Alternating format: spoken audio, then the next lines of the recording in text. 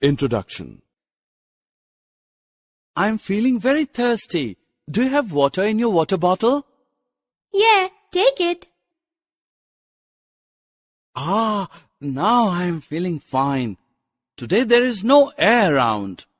You are right. Today is very humid. It is reported in the morning news that today's weather will be humid and it may rain. Children, in this lesson we will learn about air, water and weather. Objectives.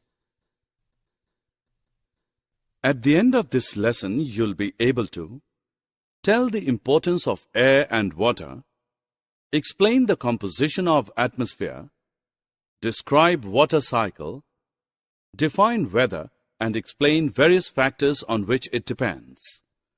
Differentiate between weather and climate. Air is very important for almost all life on earth, including plants and animals.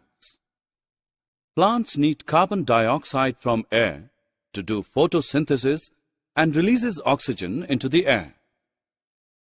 Human beings and animals need to breathe air to get the oxygen they need to survive. Do you know the atmosphere surrounding Earth is full of air? But what is this atmosphere? Come along to know.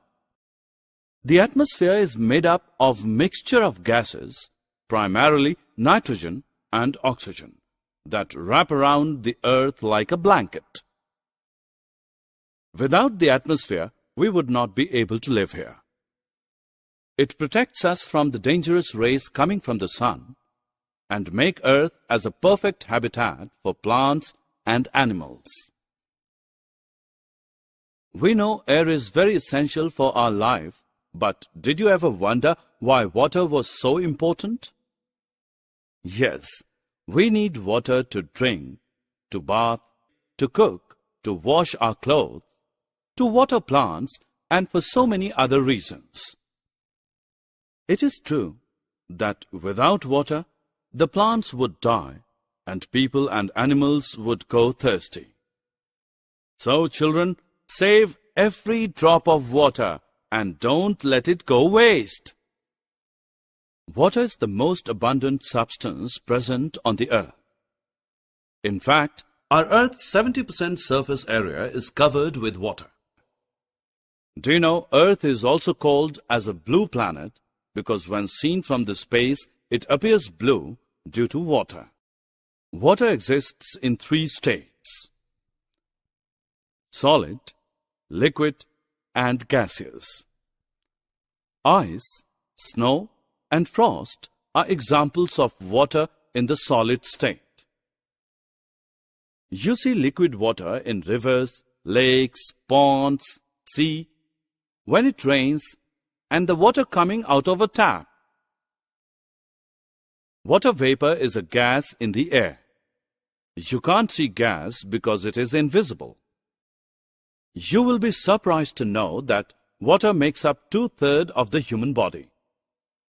It plays a critical role in regulating body temperature, carries nutrients throughout the body, improves digestion, and eliminates waste from the body.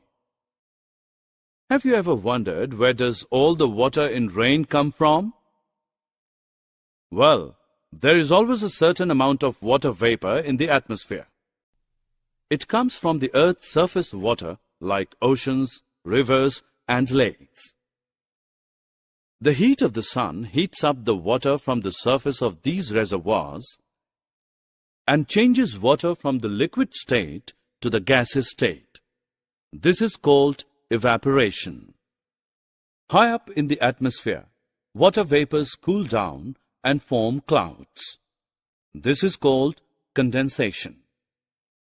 When the water molecules in clouds begin to collect, they form bigger droplets and fall down as rain, snow, or hail, depending upon the temperature. This is called precipitation. Finally, the water reaches the water bodies and gets collected there.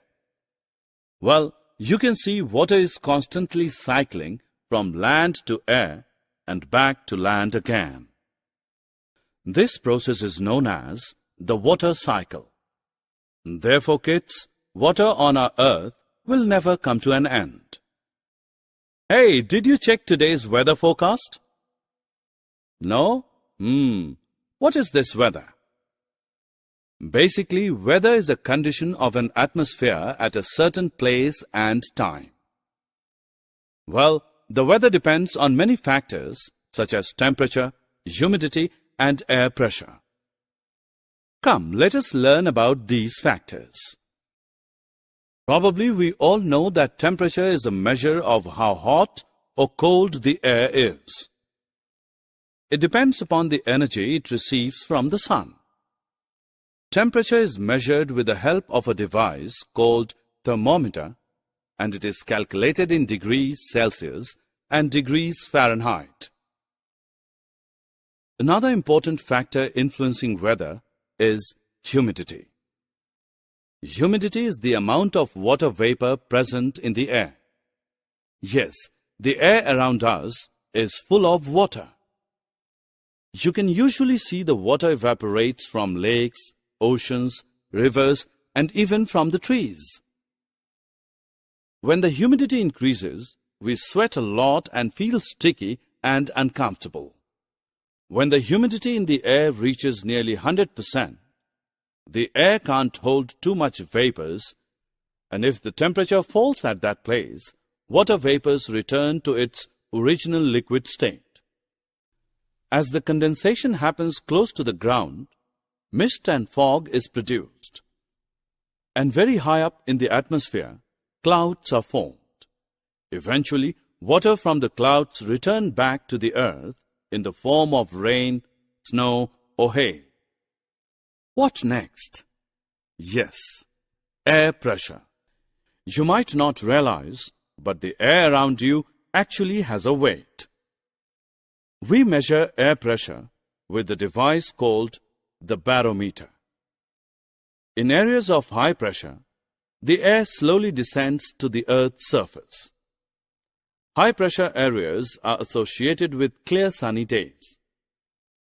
In areas of low pressure, air rises up into the atmosphere. Low pressure areas have high humidity, clouds, rain, and other kind of precipitation. Is weather and climate the same? No.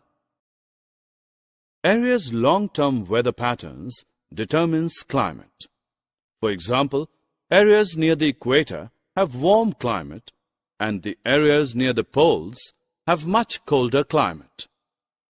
So, children, now you can easily differentiate weather from climate. Summary. Let us summarize what we have learned. Human beings and animals need to breathe air to get the oxygen they need to survive. The atmosphere is made up of mixture of gases, primarily nitrogen and oxygen, that wrap around the earth like a blanket. We should save every drop of water and don't let it go waste. Water plays a critical role in regulating body temperature, carries nutrients throughout the body, improves digestion, and eliminates waste from the body. The process of constant cycling of water from land to air and back to land again is called water cycle. Weather is a condition of an atmosphere at a certain place and time. Humidity is the amount of water vapor present in the air. Areas' long-term weather patterns determines the climate.